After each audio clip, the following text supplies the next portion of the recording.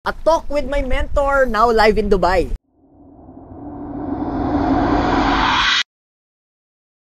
Coach Ras, alam mo, hindi ko alam if you're familiar, pero one of my, yung usap nating dalawa 2 years ago during the pandemic was one of the most viewed content that I have. Okay. Ito yung sabi ko doon, this is my talk with my mentor. And I'm always crediting that majority of my lessons came from you. Nice. And right now we're in Dubai because we're gonna bring the self-transformation sa maraming Pilipino at OFW.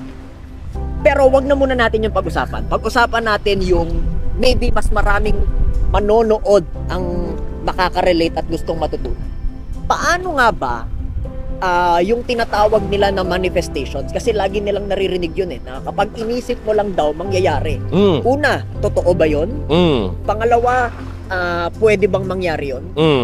And number 3, paano nga ba nila ma-achieve yun? Because itong in our experience right now, yung gusto lang natin in the past na ma-manifest yung maging international si IM Plus, ngayon nangyayari na talaga for our very eyes. So, anong sagot mo doon? Posible pa yun? Hindi, siguro bago yung posible, para lang meron tayong proof na totoo, ikaw na lang, ano yung nakita mong katotohanan, na sometimes nakita mo nagde-declare ako. Correct. Tapos minsan nagkukentuhan kayo. Ano na naman yung sinasabi ni Coach Ras, di ba? Parang totoo ba yon or declaration lang yon? So, yun, kwento mo na lang sa kanila para at least kahit papano, hindi lang to kwento-kwento lang. Kung hindi, talagang nangyayari at totoo na isa sa buhay natin yung ganitong klaseng sitwasyon. Posible. No? Meron kang gusto, meron kang pangarap, naisip mo, kinento mo, tapos one of these days, hindi naman tinaraho, correct, biglang nangyari, at eto na, andito na tayo. Grabe lang. Yeah. Ako, I guess, yung kwento ko will come in 3 stages. Okay. I think marami makaka-relate. Yung unang stage, syempre, Coach, talagang inspired. Okay. And I believe marami sa nanonood sa atin, nandun sila sa first stage na yon, inspired. Pero dumating tayo dun sa second stage ako, while observing you, na nagde-declare ka ng mga bagay na parang naiisip ko, ano na naman yan? Parang ang tawag ko dito is delusional stage. Si Coach Ras delusional na yata. Parang, saan ba nanggagaling to? Anong trip to? Anong trip? Pero pupunta ako dun sa third stage, which is reality stage. Ayun, no? Yung delusion, nagiging totoo. So parang ako na paminsan na mind boggle din ako. Paano nangyari yun? Parang delusional yan, hindi naman yan posible dati Tapos biglang nangyayari. Ayun. So, I could say as a person na lumaki. Ilang years na tayo? 8 years. 8 years. From how we started na walang-wala to right now. Kita mo naman yan. Grabe. It's really possible. Okay? And it's always available to whoever is watching this, whether you're young, you're old, whatever circumstances you have in life, it's always available as long as you know the law and you are in alignment with the law and you are actually in a space wherein it's a practice that you do moment to moment, day to day, up until yung mga deklarasyon, mga delusional na sa tingin ko imposible at that time, kusa na lang nangyayari, di ba? Hindi pinaplano, hindi ginugol, nangyayari na kusa when the right time is already available. And ito, para sa maraming tao, kasi baka isipin, baka si Coach Ras lang yan. Isa yan, I guess, sa mga blessing na nakuha ko galing sa'yo, Coach Ras, Maybe minana ko yung mindset na yan. I could still remember, papunta tayo ng Switzerland 2 years ago. Tapos, we're one of the best airlines in the world. Yep. Pero naka-economy pa rin. So sabi ko, Coach, sa susunod na maglulong haul ako, ayoko na ng economy kasi pareho lang. Sige nga, based on result. Yun na nga. Yung first long haul mo, after that, ito na. Kaya, after that, naka-business class sarap. tayo ngayon. Sarap. Ang sarap. Naalala ko, nung pagpunta ko ng business class, in-story ko agad sa'yo. Sabi ko, Coach, grabe dati declaration lang. Hindi ko alam paano mangyayari. Ngayon, it becomes reality because of the power of turning manifestations into reality. So, syempre, ang tanong ng marami, sige, paano nga ba yan? Siguro, Paano unang-una, nga ba, Coach? we have to understand that lahat nagsisimula into a clear vision of what you want, what is it that you want to create in your life. Not unless hindi ka klaro ano gusto mong gawin, your life will always be a wandering generality. What does it mean? No? Yeah. Paikot-ikot ka na lang, wala ka na-accomplish sa buhay kasi hindi ka naman clear ano gusto mo. No? Ang pinakamahirap na tanong sa mga taong kinu-coach ko is, what do you want? They don't even know what they want. So first things first, paano ka baka mag-manifest ng gusto mo kung hindi ka clear kung ano ba talaga yung gusto mo? Most important part here, the first step here is have clarity. Be clear with your vision. Be clear with your dreams. Be clear with what you want. And wag mo nang tipirin. No? Because I always believe, our God, the source of all blessing, the source of all of this manifestation is an ever-abundant God. It's just overflowing, except that how clear are we? Do we really want what we want? Parang, our God is never intimidated with our wishes. Tayo lang yung nai-intimidate. Alam mo kaano kadami yung gusto natin? Gaano? Like this water. Look at this. Oh, wow. 'Di ba? Hindi aangal lang tubig. Not only that, as abundant as the air. I mean, Correct. pwede bang sabihin, Migs, wag ka muna kasi ako muna, or kasi baka maubusan ako, or it doesn't matter. Bakit ganyan maraming tao, ganyan yung behavior? Kasi nga, scarcity nga. Kasi ako muna. Scarcity nga. And yan yung hindi yan pinakauna, yun yung pangalawa nating tignan. Yeah. So unang-una, how clear are you with what you want? Clear vision. Whether it's possible or impossible at the moment, kailangan klaro ka muna na gustong-gusto mo to. Kasi the moment clear ka na, okay, tapon natin yan sa ere, right? That means we're just sending out what we want because it's not me who's gonna do the work. It's Him. Wow.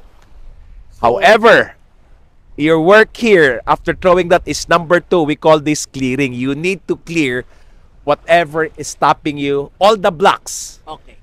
And the blocks are actually disbelief. Maybe blocks of the past that maybe a lot of things happened in our lives in the past na hindi natin alam, bit-bit natin ngayon. So ito yung mga experience of the past na tawag nila ay naging trauma of the present, tama ba? Kaya Correct. ngayon nagkakaroon ng trust issue, for example, kasi bit-bit pa rin yung nangyari nung nakaraan. Correct. So again, sabi nga yung darkness and lightness cannot reside into one. So which means kung gustong-gusto ko ng ganitong klaseng buhay, pero yung past life ko, ganito, bit-bit ko pa rin ngayon, hindi makakapasok yung gusto mo at the present moment. So we call that blocks, we call that baggages, we call that things that are still living in your life that is no longer necessary, no longer needed, it's still present and it's stopping you from creating whatever you want. Because again, punong-puno eh. Example lang, etong kamay ko, marami tayong mga buhangin dyan. Correct. Gusto mo lagyan ngayon ng gold. Kunyari, gawin natin totoo. Kunyari, yan. May buhangin, madami. May buhangin. Tapos Okay. gusto mong palitan ng tinapay. Okay. Paano makatanggap ng tinapay yan or gold kung merong yung mga buhangin na walang kakwenta-kwenta? So ang kailangan gawin, Ang kailangan really is to clear whatever is stopping you, the block. So now it's has space. Then the new things that you want in your life, pasok na, ready na. Pero paano nga darating kung punong-puno ka ng mga bagay na hindi mo na kailangan para mag-move forward ka, hindi talaga makakapasok. So, I Promise. guess, before sila tingnan nila, kasi ang nakita ko, Coach Ras, hindi naman nagkulang na ng information on social media. Correct. Hindi naman na nagkulang ng information on the bookstores. Correct. Pero hindi nakikita na before all the strategy, ang kailangan talaga is maging clear sa vision. Okay. At tanggalin muna lahat ng bagahe. Bagahe. Kasi blocks yan eh. Kasi pag hindi mo na itanggal yung block, hindi makakapasok. Parang ano yun eh. Parang imagine, this is a bridge. Diba? Yan ang bridge. Ang lahat ng tao gusto makarating doon. Tapos yung bridge, merong barikada. Yung barikada is the block, the baggages. Kahit Correct, ano pang, anong declaration mo, anong prayer mo, ano pang hard work mo, Wow. not unless yung barikada inalis mo. Ito yung nakakalungkot, no? Walang barikada. Andito lang yung barikada, nasa mental block, na naging emotional block, pabigat at hindi nakakakilos towards there because physically they're unable to do it, and So, that is akala really nung scary. Yeah, so akala nung tao, meron siyang barrier para pumunta sa napakagandang destiny niya. Wala. Pero nasa isip niya lang pala yun. Wala. The Oh biggest my God. barrier here is the way we think, and the way we think dictates the way we feel, and the way we feel will dictate our action or inaction. A lot of people are taking action what they want because, again, there's too much heaviness in the heart. Yeah. And that is coming from heaviness in the mind. So the Yeah. first thing we want to understand is to release whatever thoughts, whatever memory Yeah. of the past that's no longer serving you. Release whatever emotions of the past is no longer serving you. Just allow yourself to be present and be opening your heart to whatever is available for you. Sabi nga sa Bible, ask and it shall be given. Yeah. Eh bakit hindi nga nabibigay? Kasi nga meron kang dapat pakawalan. Paano mabigay yung isang bagay kung punong-puno ka? So ibig sabihin ba niya, Coach Ras, may mga bagay sa buhay ng isang tao o ng mga nanonood sa atin ngayon na maybe kaya hindi nila matanggap yung blessing because they're so attached with what they have now na kailangan nilang i-let go? I like the word attachment. What are you attached to that's no longer serving you to be in a place where you really want to be, where you are intended to be? Hindi mo kasi alam kung ano yung pinagdadaanan namin. Eh di, diyan ka na. Kung ayaw mo, gaga. Daming drama. Mag-swimming muna ako! So alam mo lang yun. Kung ano ginawa sa akin. Sure. Sure. But you need to let it go. You need to release it. You need to start no? surrendering that when you carry this, that means you're not trusting in the higher power, higher being. You're not trusting in God because you're holding on to your ego that you are right about their wrong. And this is something that a lot of people don't really understand. So it's really releasing Yeah.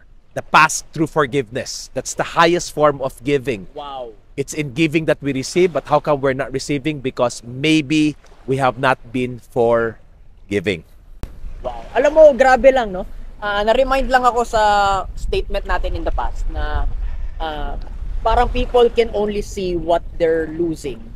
Hindi nila makita kung ano yung makukuha nila. Yeah, hindi ma-let go eh. Parang example lang, gustong-gusto mo ng isang career, gustong-gusto mo ng isang